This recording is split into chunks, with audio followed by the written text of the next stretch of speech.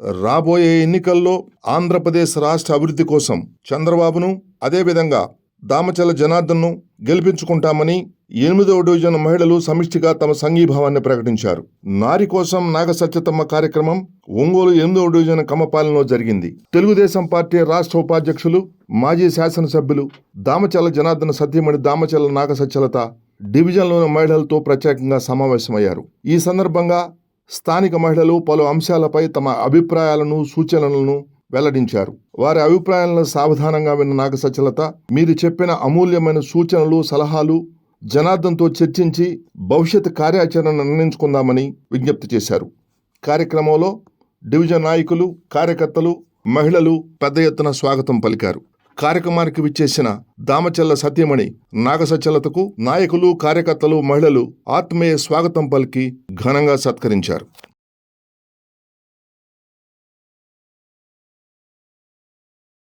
చివరిగా ఇంకెవరైనా మాట్లాడాల్సిన వాళ్ళు ఉంటే మరొకసారి మిమ్మల్ని అడుగుతా ఉన్నారు. కృష్ణకుమార్ గారు మాట్లాడతారు. చెప్తాను. చివరిగా మన కంటిన్యూ ఉన్నారు ఇంకా ఉన్నారు మన మీరు పంచుకోవాల్సిందిగా కోరుతున్నాం.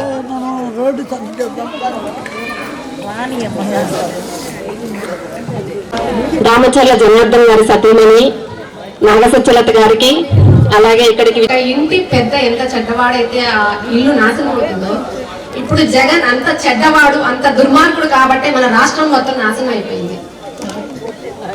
ఏం చేశారో మీకు అందరికీ తెలుసండి, ప్రత్యేకంగా చెప్పక్కర్లేదు.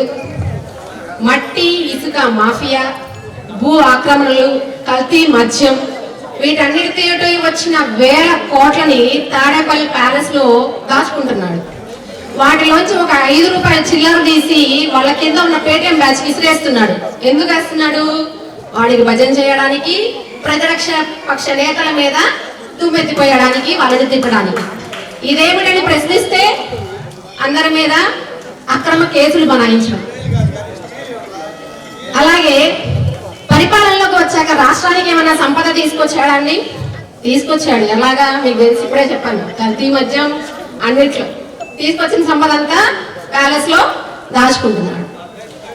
వాడు ఒక సైకో, మీ అందరికీ తెలుసు కదా. కానీ వాడు అలాంటి వాడు కాబట్టి వాడి కింద ఉన్న వాడి నాయకులందరూ అలాగే ఉన్నారు. ఏం చేస్తున్నారు? వీళ్ళని దుమ్మెత్తి పోస్తూ ఉంటే పార్లమెంట్ లో వాడు కూర్చొని ముసిముసిగా నవ్వుకుంటూ ఉంటాడు. కానీ మన నాయకుడు ఎవరండి? చంద్రబాబు గారు. ఆయనకు ఉందేంటి? క్రమశిక్షణ.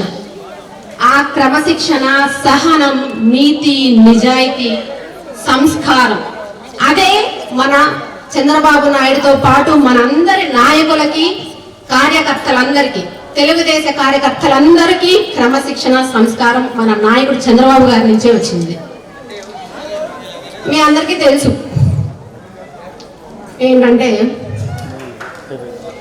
మన చంద్రబాబు నాయుడు గారు అందరికీ ఐటీ ఉద్యోగాలు ఇచ్చారు మన యువత మొత్తానికి. వాడేమిచ్చాడండి? ఏమిచ్చాడు? వాలంటీర్ జాబ్ ఇస్తే ఒక రకం, అది ఓకే. గంజాయి, మత్తు, ఇంకా ఏంటండి మద్యం, డ్రగ్స్, వాటితోటి యువతకి బానిసలు చేసేసాడు. మీ అందరికీ తెలుసు, మన తెలుగు జాతికి స్వర్ణయుగం రావాలి అంటే అది కేవలం తెలుగుదేశం పార్టీతో మాత్రమే సాధ్యం. మన తెలుగు జాతిని కాపాడుకోవాలన్నా, మన రాష్ట్రాన్ని కాపాడుకోవాలన్నా మనమందరం అంకిత భావంతో కృషి చేసి మన తెలుగుదేశం పార్టీని గెలిపించాలి, మన చంద్రబాబు నాయుడిని గెలిపించాలి, అలాగే మా నాయకులందరినీ గెలిపించాలి. ముఖ్యంగా ఇందాకే సోదరు చెప్పారు మమ్మల్ని ఈడ్చుకెళ్లారు అని. 2019లో ఒంగోలులో మన కమ్మపాలెం దగ్గర వాసు వైసీపీ పార్టీ కార్యాలయాన్ని స్థాపించడానికి వస్తున్నాడు. మీకు అందరికీ తెలిసే ఉంటుంది. వచ్చేటప్పుడు ఒక 3000 మంది జనాలు వేసుకొని వచ్చారు. అంతమంది జనాలను వేసుకొని రావాల్సిన అవసరం ఏంటి? ఇక్కడ మీరు ఏమైనా దౌర్జన్యం చేయడానికి వస్తున్నారా, దోపిడీ చేయడానికి వస్తున్నారా, దేనికి వస్తున్నారు అని ఆపారు. దాని నుంచి ఒక సింపతి క్రియేట్ చేసుకొని కమ్మపాలెంలో వాళ్ళు నన్ను రానియలేదు లోపలికి, కమ్మ వాళ్ళు మమ్మల్ని రానియలేదు అని ఒక కమ్మ కులాన్ని క్రియేట్ చేశాడు. కమ్మపాలెం అంటే ఓన్లీ కమ్మ కులం కాదండి, కమ్మపాలెంలో అన్ని రకాల కులాల వాళ్ళు ఉన్నారు. అందరూ సోదర భావాలతోనే ఉంటారు. కావాలి అంటే, జనార్దన్ రావు గారు గెలవాలి అంటే ఒక్క సత్యలత మేడం గారు, ఒక్క జనార్దన్ రావు గారు, కొంతమంది కార్యకర్తలు కాదండి. ఇక్కడ ఉన్న ప్రతి ఒక్కరు ఖచ్చితంగా కష్టపడి పనిచేయాలి. ప్రతి ఒక్కరు ఈ ఎలక్షన్స్ కోసమైనా ప్రతి ఒక్కరు ఇంట్లోంచి బయటికి రావాలి. ప్రతి ఒక్కరు వాళ్ళకి పనిచేసే దగ్గర ఇంకో చోట ప్రతి ఒక్కరు పరిచయమైన వాళ్ళు చాలా మంది ఉంటారు. వాళ్ళలో చెప్పే వాళ్ళు కూడా ఉంటారు, మాకు జగన్ ఇన్ని పథకాలు ఇచ్చాడు, అలా చేశాడు, ఇలా చేశాడు అని. వాళ్ళకి ఒకసారి చెప్పండి, మీరు ఆడవాళ్ళు కదండి, మీరు వంటగదిలో ఉంటారు కదా, వంటగదిలో నెల సరుకులు మీకు ఎంత అవుతున్నాయి, ఎన్ని రకాలుగా ఎన్ని విధాలుగా మనకి పెట్రోల్ ఛార్జెస్ కానీ బస్ ఛార్జెస్ కానీ ఇవన్నీ ఎంతెంత పెరిగిపోయాయి, ఎలా ఉంది పరిస్థితి అనేది మీ అందరికీ తెలుసు. ఇక్కడ ఉన్న వాళ్ళందరూ తెలుగుదేశం పార్టీ కుటుంబ సభ్యులే కాబట్టి అందరూ ఖచ్చితంగా వాళ్ళకి కనీసం ఎక్స్ప్లెయిన్ చేయండి. మీ ఇలా మనం ఇలా కష్టాలు పడుతున్నాం, మీరు ఇది గుర్తించండి ఇప్పుడైనా అనేసి చెప్పండి. మీరు కూడా అలా ప్రతి ఒక్కరు ఖచ్చితంగా కష్టపడి ఈ రోజు పనిచేయాలి. అలా పనిచేసి జనార్దన్ రావు గారిని గెలిపించుకుంటేనే మన రాష్ట్రం ఉంటుందండి. లేదంటే ఇంకో బీహార్, ఒరిస్సా లాగా వెనకబడిన రాష్ట్రాలకు మన రాష్ట్రం కూడా ఎక్కువ మంది హాజరై ఈ కార్యక్రమాన్ని విజయవంతం చేసిన 8వ డివిజన్ మహిళా మంత్రులందరికీ వందనం, పాదాభివందనం. ముఖ్యంగా కమ్మపాలెం అంటే అందరూ కమ్మోళ్ళు ఉంటారు, వేరే కులం వాళ్ళు రానివ్వరు అంటారు. భిన్నత్వంలో ఏకత్వం లాగా భారతదేశంలో ఎన్ని కుల మతాలు అయితే ఉన్నాయో అన్ని కుల మతాలు ఈ కమ్మపాలెం 8వ డివిజన్లో ఉంటాయి. కమ్మాస్ ఓటింగ్ ఓన్లీ ఇక్కడ 35%, 65% అదర్ కమ్యూనిటీ ఓట్స్ ఉన్నాయి. అందరిలో ఆ భ్రమ ఉంటుంది, ఫస్ట్ ఆ భ్రమ పోవాలి. రాజకీయ విషయానికి వచ్చేసరికి అందరు ఎలక్షన్ టైంకి అందరూ ఏకతాటి మీదకి వచ్చి పనిచేస్తూ ఉంటారు.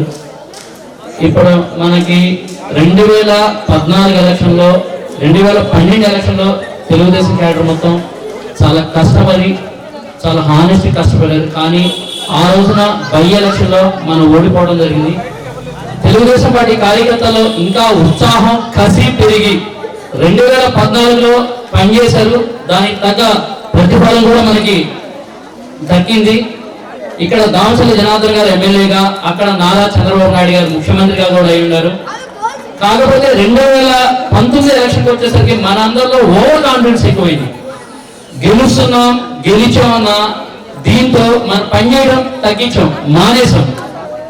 దాని ప్రతిఫలం కూడా మనం 2019లో అనుభవించాం.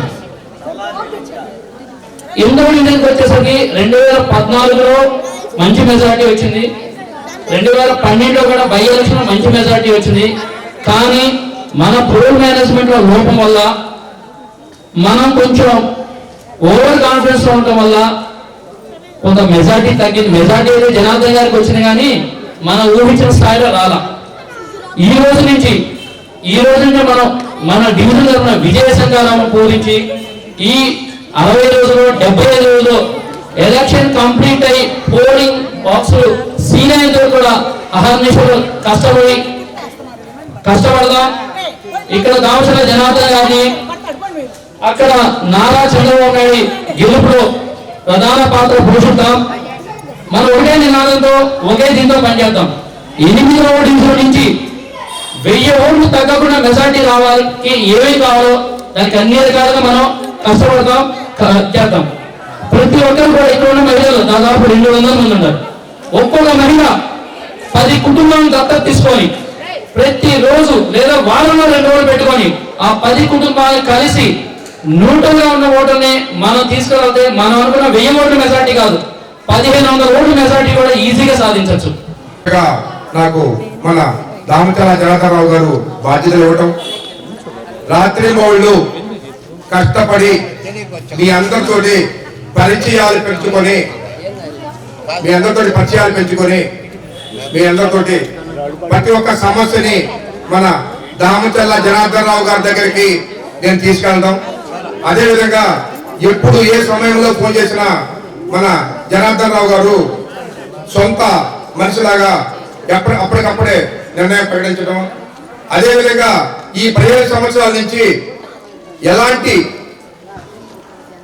కాంట్రాక్టులు కానీ సంపాదన కానీ లేకుండా కేవలం జనాల కోసమే కృషి చేయాలని ఒక నినాదంతో 20 సంవత్సరాల నుంచి మిలిటరీ రిటైర్ అయిన తర్వాత మీ అందరి సేవలో నేను ఉన్నాను. నాకు భగవంతుడు ఇచ్చిన అదృష్టంగా కూడా భావిస్తూ ఉన్నాను. కారణం ఏంటంటే నేను చేయాలనుకున్న పనికి సహకరించిన మన నాయకుడు దామచర్ల జనార్దన్ రావు గారికి నేను ఇప్పుడు రుణపడి ఉంటాను.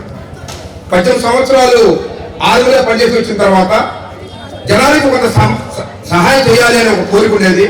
దానికి సరైన నాయకుడు మన దామచల జనార్దన్ రావు గారు దొరకడం, అతను చెప్పినట్టుగానే ఏమీ ఆశించకుండా ఏమీ కోరకుండా ఈ రోజు వరకు రాత్రింబవళ్ళు మీ ఇంట్లో సొంత మనిషిలాగా ప్రతి ఒక్క కుటుంబాల్లో ఇక్కడికి వచ్చిన మన 250 మంది కుటుంబాల్లో ఉన్న మహిళలందరికీ ప్రతి ఒక్కరికి నేను తెలుసు.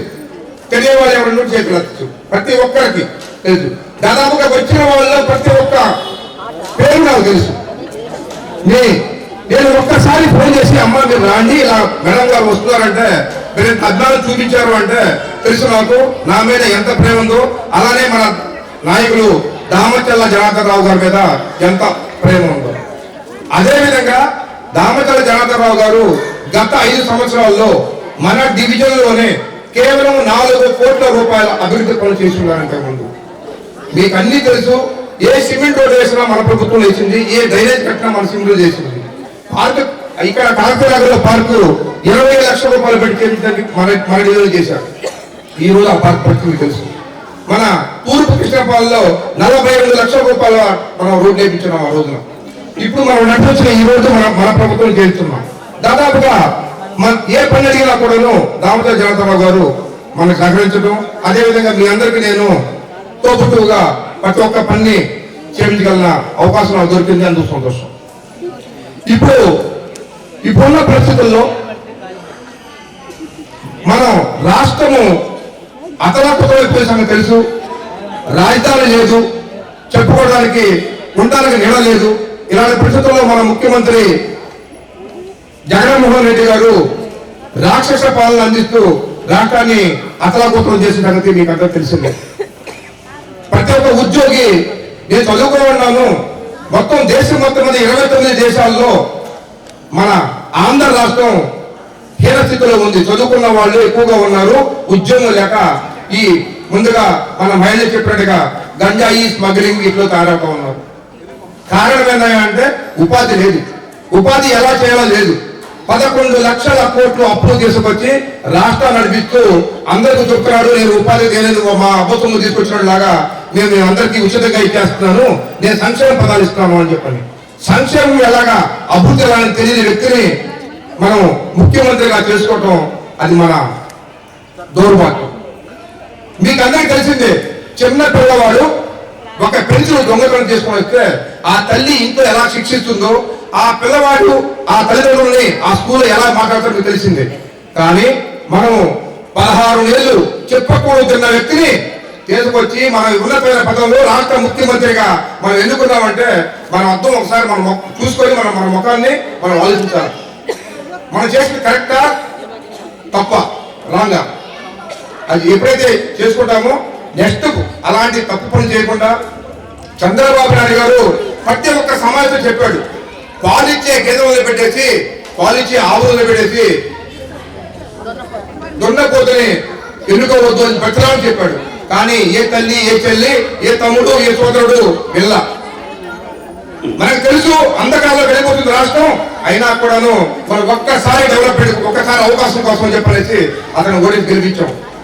మీకందరికీ చెప్పచ్చు ఒకటే మాట, వైఎస్ రాజశేఖర రెడ్డి గారు అకాల మృత్యువు చెందినట్లయితే, మళ్ళా ఇంకోసారి చెప్పదలుచుకున్నాను, వైఎస్ రాజశేఖర గారు అకాల మృత్యువు చెందినట్లయితే ఆయన పరిస్థితి ఎలా ఉండేదంటే మన పక్క రాష్ట్రంలో ఉన్న స్వర్గీయ జయలలిత గారు ముఖ్యమంత్రి అయ్యారు కదా, అలాగ బతికేవాళ్ళు వాళ్ళు.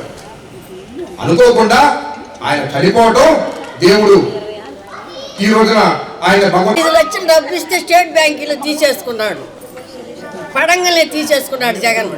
ఇల్లు లేదు ఏమి లేదు. 75,000 డబ్బులు కట్టాము 6 సంవత్సరాలు నాడు. 75,000 6 సంవత్సరాలు నాడు డబ్బులు కట్టాము. స్టేట్ బ్యాంకులో కాగితాలు పెట్టుకొని 5 లక్షలు లోన్ తీసుకొని జగన్ తీసేసుకున్నాడు, పడంగానే తీసేసుకున్నాడు. ఇల్లు ఎప్పుడు ఎత్తాడో ఏమో వాడు చస్తాడో. అడిగేదాన్ని నీ వయసు ఎంత, నా వయసు ఎంత, నన్ను పట్టుకొని నువ్వు అడుగుతావా అని. అదే ఇది చంద్రబాబు అని భయపడ్డా నేను, అంతేగాని అట్లాంటి వాడికి అంటే ఓటు వేసేయాలంట. ఏంటి వాడికి వేసేది? నేను చుట్టూ పోతాను 4 ఏళ్ళకి పెంచా. ఇప్పుడు 5,000 ఇస్తావు, 5,000 కాదమ్మా నిన్న పెన్షన్ ఇచ్చి ఇప్పుడు పెద్దమ్మ ఎంత తీసుకుంటున్నావు 3,000 వచ్చేసారి 6,000 ఇస్తాం నువ్వు జగన్ బాబు కోటే అన్నాడు. ఏంటి జగన్ బాబు కోటేసేది? ప్రతి నెల 50 రూపాయలు కట్ చేసుకొని 50 చిల్లర 100 కట్ చేసుకొని ఇస్తున్నాడు.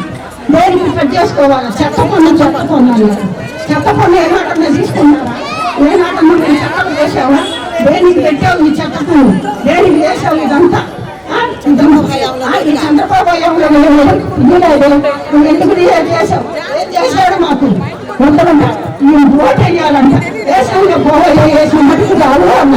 మన ఎవరో నీళ్ళు వచ్చి పెద్దమ్మా ఇప్పుడు చంద్రబాబు ప్రభుత్వం ఎట్టుంది, జగన్ ప్రభుత్వం ఎట్టుంది అన్నాడు. అన్ని ప్రభుత్వాలు మానే ఉన్నాయి. మూసుకొని పోయికున్నా ఏంటి నువ్వు మాకు చేసిందన్నా ఆకునే పోయాడు. నువ్వు తీసుకున్నాడు ఇద్దరు వచ్చారు. నేను సంతకాలు తప్పులు ఏం వాడు చేసింది మాకు? ఏం చేయరా? మా కష్టం ఎట్లా చెప్తావు? ఏం పెట్టాడు మాకు? మాకు ఆఖరికి మా పిల్లలకి ఇది కూడా ఇవ్వలే. ఎందుకు ఆడపిల్లలకి ఇస్తారు చూడు, మాకు అది కూడా లేకుండా చేశారు. మీకు కారు ఉందని నా పింఛన్ కూడా తీసేసాడు. మేము మళ్ళీ వాళ్ళు పెట్టుకొని ఎవరికాదు నా పింఛన్ తీసేయడానికి మీకేం అధికారం ఉందని నేను మళ్ళీ పింఛన్ రాపించుకున్నాను. ఎందుకు రాయడం నాకు రాజులు రాదు. నేనేనాడు చంద్రబాబు పెట్టిన ఆనాడు ఇంటి రామారావు పెట్టిన పింఛన్ రాదు. నా పింఛన్ దిగడానికి ఎవరికి అధికారమే లేదు. నేను 70 రూపాయలు నాకు ఫస్ట్ నేను మున్సిపల్ ఆఫీసు తెచ్చుకున్నాను. అందులో నేను ఎదురు తిరిగి పింఛన్ రాపించుకున్నా. ఇక్కడికి వచ్చిన మీ అందరికి చాలా ఆనందంగా ఉంది. ఇక్కడంతా మిమ్మల్ని అందరినీ చూస్తూ ఉంటే ముందుగా ఇక్కడ ఈ కార్యక్రమాన్ని ఇంత బాగా ఆర్గనైజ్ చేసిన తిరుపతిరావు గారికి, సంజయ్ గారికి, వాళ్ళకి సహకరించిన శిరీషకి, సుమా గారికి, సునీత గారికి, తిరుమల గారికి, సునీత గారికి, కవిత గారికి అందరికి మా కృతజ్ఞతలు అంతాను. చాలా అంటే ఇప్పటి వరకు చెప్పారు అందరూ కూడా, చాలా మంది అంతా పరిస్థితి ఎలా ఉంది, రాష్ట్ర పరిస్థితి ఎలా ఉంది, అంటే అంతకు ముందు బాబు గారి పరిస్థితి ఎలా ఉంది, ఇప్పుడు జగన్ వచ్చిన తర్వాత అంతా అంటే మేము చెప్పవలసిన అవసరం లేదమ్మా. అంతా అంటే రెగ్యులర్ గా నార్మల్ గా చూస్తున్న వాళ్ళందరికీ అర్థమవుతుంది ఎలా ఉంది రాష్ట్రం, అభివృద్ధి ఎలా ఉంది, అంటే ఉద్యోగాలు కానీ ఏదైనా సరే పరిస్థితులు ఎలా ఉంది. అలాగే మన ఒంగోలు విషయానికి వస్తే 2014 నుంచి 19 వరకు ఒంగోలు ఎలా ఉంది, ఇప్పుడు ఈ 19 నుంచి మళ్ళీ 24 వరకు, అంటే ఈ 14 ముందు మాట్లాడుకోవడం వద్దామా మనకు, ఇప్పుడు 14 నుంచి మాట్లాడుతున్నాం. 14 to 19 జనార్దన్ గారు చాలా అభివృద్ధి చేశారు. అంటే వెళ్ళి నిధులు తీసుకొచ్చి రోడ్లు అవనివ్వండి, డ్రైనేజ్ అవ్వండి, వాటర్ విషయంలో కానీ అన్నింటిలో కూడా చాలా అభివృద్ధి చేశారు. మళ్ళీ అంటే ఎక్కడి వరకు చేశారు అక్కడే ఆగిపోయినాయి అన్ని కూడా. మళ్ళీ 19 to 24 ఏ పని జరగలేదు ఎక్కడ కూడా. ఏదో అప్పుడప్పుడు ఏదో ఒక రోడ్లు ఏదో తారేయటం, ఏదో ఒక డ్రైనేజ్ చేయడం తప్ప ఎక్కడ కూడా ఏ అభివృద్ధి జరగట్లా. మీరందరూ గమనిస్తూనే ఉన్నారమ్మా. 14 నుంచి 19 వరకు అంటే చాలా రోడ్లు, అంటే అక్కడక్కడ ఒక్కొక్క రోడ్డు కానీ ఏదో ఒక డ్రైనేజ్ కానీ చిన్నది ఏదో మిగిలిపోయి ఉండొచ్చు. అదే 19లో మళ్ళీ మన టీడీపీ గవర్నమెంట్ జనార్దన్ గారు వచ్చుంటే కంపల్సరీ ఆ మిగిలినన్ని కూడా పూర్తి అయిపోయి అక్కడక్కడ చిన్న చిన్న పనులు అయితే ఆగిపోయి ఉన్నాయి అంతాను. ఇదే విషయం మీరంతా చూస్తూ ఉన్నారు కదా అంతాను. ఇదివరకు అంటే మున్సిపాలిటీ వాళ్ళతో కానీ మున్సిపల్ కమిషనర్తో కానీ జనాలుగా ప్రతి వారానికి పెట్టుకునేవారు మీటింగు. అలా పెట్టుకుని ఎక్కడ ఏం జరుగుతుంది, శానిటరీ సరిగ్గా జరుగుతుందా లేదా, నీళ్లు సరిగ్గా వస్తున్నాయా లేదా, ప్రతిసారి సమీక్ష పెట్టుకుని చేస్తూ ఉండేవారు. ఇప్పుడు ఎలా ఉందంటే డ్రైనేజ్ క్లీనింగ్ లేదు, దానివల్ల విపరీతమైన దోమలు. ఆ దోమలో ఏంటంటే భయంకరమైన జబ్బులు, రకరకాల జ్వరాలు, రకరకాల జబ్బులు పెరిగిపోయినాయి ఇప్పుడు అంతా. అంటే డ్రైనేజ్ సిస్టమ్ రోడ్లంతా క్లీనింగ్ ఉంటే దోమలు తగ్గుతాయి. అది లేక చాలా మంది చాలా వ్యాధుల బారిన కూడా పడుతూ ఉన్నారు ఇప్పుడు అంతాను. అవంతా కూడా చూస్తూ ఉన్నారు మీరంతాను. మిమ్మల్ని అడిగింది ఒకటేనమ్మా, మీరు గమనిస్తున్నారు. అంటే బయట మా దగ్గరికి వచ్చి చెప్పే కంటే కూడా బయట మీకు తెలుస్తుంది పరిస్థితులు ఎలా ఉన్నాయి, ఇప్పుడు ఎలా ఉంది, దౌర్జన్యం ఎలా ఉన్నాయి, అరాచకాలు ఎలా ఉన్నాయి. అంటే పెన్షన్స్ విషయంలో ఇందాక చెప్పారమ్మా, మీరు చెప్పారమ్మా. చాలా ఏంటంటే మన లాస్ట్ మేము వెళ్ళినప్పుడు ఒకరు చెప్పారు ఏంటంటే రామారావు గారి ఫోటో వాళ్ళ ఇంట్లో ఉందంట. నెక్స్ట్ డే వాలంటరీ వచ్చి ఆవిడ పెన్షన్ తీసేసిందంట. అంటే ఏంటి కారణం ఏంటంటే నీకు ఇల్లు ఉంది అంటారు. ఇల్లు ఆవిడకి ఉండమంటే ఆవిడకి ఇల్లు ఉందంటే ఎలా మా ఇల్లు ఎవరికేం భోజనం పెట్టదు, ఏవి ఉండడానికి ఏదో అప్పో సప్పో చేసుకుని ఎవరైనా సరే ఒక చిన్న ఇల్లు నిర్మించుకున్నారనుకో అది ఎక్కడ భోజనం పెట్టలేదు కదా వాళ్ళకి. ఇల్లుంటే తీసేయటం, కరెంట్ ఛార్జీ పెరిగిందంటే పెన్షన్ తీసేయటం, రేషన్ కార్డు కట్ చేయటం, లేదంటే ఏదో ఒక కారు ఉందని ఏదో అంటే కొడుకో అల్లుడికో కారు ఉందంటే ఏదో పెన్షన్ తీసేయటం. ఆ కొడుకు అల్లుడు వచ్చి రోజు భోజనం పెడతారమ్మా. వాళ్ళకి ఏదో పెద్దవాళ్ళు ఉన్నారంటే వాళ్ళకి ఏదో వచ్చే 3,000 2,000 ఏదో వాళ్ళ మందుల కోసం ఎవరి దగ్గర అంటే రోజు వాళ్ళు తినే మందుల కోసం అన్నా లేకపోతే ఏదైనా పళ్ళో బాగా కలుపుకోవాలన్నా ఒకరి మీద ఆధారపడకూడదని చెప్పేది వస్తుంది పెన్షన్ అనేది. అది కూడా రకరకాల కక్ష సాధింపులు, టీడీపీ వాళ్ళు అని తెలిస్తే పెన్షన్ తీసేయటం, ఇలాంటి చాలా అరాచకాలు జరుగుతూ ఉన్నాయి. ఇప్పుడంతాను మీరే చూస్తున్నారు. మన టీడీపీ గవర్నమెంట్ ఎప్పుడు ఇలా జరగల. ఏ విధంగా వాళ్ళు వైఎస్ఆర్ వాళ్ళ కాంగ్రెస్ మీరు ఎప్పుడు ఆలోచించరా, వాళ్ళకి అర్హత ఉందా లేదా ఒకటే ఆలోచించే వాళ్ళు మనవాళ్ళు. అంతే తప్ప ఇలా కక్ష సాధింపు రాజకీయాలు, కక్ష సాధింపు అంటే పడినట్టుగా కావాలని దౌర్జన్యం చేయడం ఎప్పుడూ ఎక్కడా లేదు. చెప్పాలి ఇంకా చాలా మంది అర్థం కాదు. ఇంకా అంటే పథకాలు ఇస్తున్నాడు, అయిపోయింది, రోజు అయిపోయింది, ఈ నెల అయిపోయింది అనుకుంటున్నారు. పథకాలు ప్రతి గవర్నమెంట్ ఇస్తుందమ్మా. రేపు బాబు గారు వస్తే కూడా పథకాలు వస్తాయి. ఎప్పుడో ఎన్టీ రామారావు గారి దగ్గర నుంచి కూడా పథకాలు వస్తూనే ఉన్నాయి. ఆ పథకాలు పేర్లు మార్చి ప్రతి గవర్నమెంట్ మారుతూ ఉందంటే ఒక్కసారి మీరేంటంటే మన పిల్లల భవిష్యత్తు బాగుండాలంటే, వాళ్ళకి ఉద్యోగాలు రావాలంటే, వాళ్ళ జీవితం బాగుపడాలంటే బాబు గారు రావాలి. బాబు గారు వస్తే మన రాష్ట్ర పరిస్థితి బాగుంటుంది. అలాగే ఇక్కడ ఒంగోలు పరిస్థితి కూడా చూస్తున్నారు మీరు. ఏంటంటే ఇక్కడ ఫ్లైఓవర్ కిందంతా గంజాయి తాగుతూ, అంటే పిల్లలు చదువుకునే పిల్లలు, కాలేజ్ పిల్లలు వాళ్ళంతా కూడా ఎలా తయారవుతున్నారంటే గంజాయి, డ్రగ్స్ ఇలాంటివి అంతా. ఏంటంటే ఎందువల్ల వాళ్ళు సరైన ఉపాధి లేక ఇలా పిచ్చి పిచ్చి అలవాట్ల కన్నా అలవాటు పడుతూ ఉన్నారు. ఒక తిన్నైన ఉద్యోగంలో ఉంటూ సరైన ఉపాధిలో ఉంటే వాళ్ళ భవిష్యత్తు బాగుపడుతుంది. అలా కాకుండా ఇప్పుడు ఎలాగా అంటే ఇప్పుడున్న గవర్నమెంట్ కాల్ చేస్తుంది ఏంటంటే వాళ్ళకి ఈ విధంగా దౌర్జన్యాలు. రేపు పొద్దున్న మన ఇంట్లో ఎవరు ఆడపిల్లంటే ఏదో 18-19 అమ్మాయి కాదమ్మా, ఏ వయసు ఆడవాళ్ళు బయటకు వెళ్ళినా పరిస్థితి కనపడట్లా. ఏంటంటే సేఫ్టీ లేదు. ఇలా గంజాయి తాగి మొత్తులో ఉండి వాళ్ళు ఏం చేస్తారో వాళ్ళకి అర్థం కావట్లా. ఆ విధమైన పరిస్థితిలో మన రాష్ట్రం వెళ్ళిపోతూ ఉంది. ఒక్కసారి మీరు ఆలోచిస్తూ 10 మందికి చెప్పండి, మనం అన్ని వాస్తవాలు మాట్లాడుకుందాం, నిజాలు చెప్పుదాం, మనమే కల్పితాలు వద్దు, అబద్ధాలు వద్దు. ఒక్కసారి మన రాష్ట్ర పరిస్థితి ఎలా ఉంది, మన ఒంగోలు పరిస్థితి ఎలా ఉంది అంటే రేపు టీడీ గవర్నమెంట్ రాకపోతే కనుక ఏమవుతుంది ఏంటనేది ఒక్కసారి మీరంతా తెలియని వాళ్ళకి వాస్తవాలు. ఏదో అమ్మ ఈరోజు వచ్చి పథకం గురించి కాదు, ఈరోజు డబ్బు గురించి కాదు, మన పరిస్థితి, మన పిల్లల గురించి మనం అందరం ఆలోచించాలి, మనం అందరం మేల్కోవాలి. రేపొద్దున్న మన గవర్నమెంట్ వస్తే, టీడీపీ వస్తే పరిస్థితి బాగుంటుంది. రాష్ట్రానికి రెవెన్యూ వస్తుంది, చాలా మంది ఐటీ కంపెనీలు వస్తాయి మన రాష్ట్రానికి, దానివల్ల పిల్లలందరికీ ఉద్యోగాలు వస్తాయి. ఇదంతా వివరంగా చెప్పండి, 10 మందికి తెలియజేయండి. మీరు చెప్పితే అర్థమవుతామా. మేము చెప్పే కంటే కూడా మీరు మీ పక్కింటి వాళ్ళు చెప్తుంటే క్లియర్గా మీరు రోజు రెగ్యులర్ గా మాట్లాడుకునే భాషలో ఇలా ఉందమ్మా, ఇది పరిస్థితి అని చెప్తే చాలా మంది వింటారు. అంటే తెలియ వాళ్ళకి తెలియ చెప్పొచ్చు అంటాను. ఇదంతా కూడా సహకరిస్తారని మేము కోరుకుంటూ ఉన్నాం. అంటే మీరు చూస్తున్నారు, మేము చెప్పకుండా ఒంగోలు గురించి కానీ మన రాష్ట్రం గురించి మీరు 10 మందికి చెప్పి అందరికీ అక్కడికి ఈసారి తప్పకుండా మన ఇక్కడ జనార్దన్ గారిని, అక్కడ చంద్రబాబు గారిని తెచ్చుకోవాలి. మన రాష్ట్రం బాగుంచుకోవాలి, మన ఒంగోలు బాగుపడాలి, మన పిల్లల భవిష్యత్తు కావాలి. దానికోసం మేము అందరూ సహకరిస్తారని కోరుకుంటున్నాను. థ్యాంక్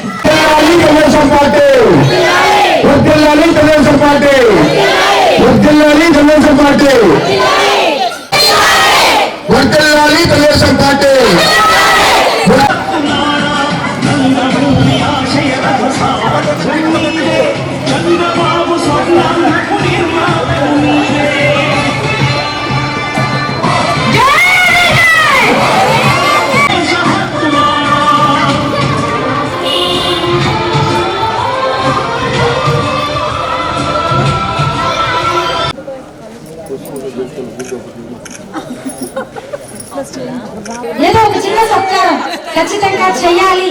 పార్టీ ఇంత సరే ఈ ప్రోగ్రామ్ ఇంత సక్సెస్ అవడానికి తిరుపతి అన్నయ్య ముఖ్య కారణం. దానికోసం అన్నయ్యకి ఒక చిన్న సత్కారం లాంటిది.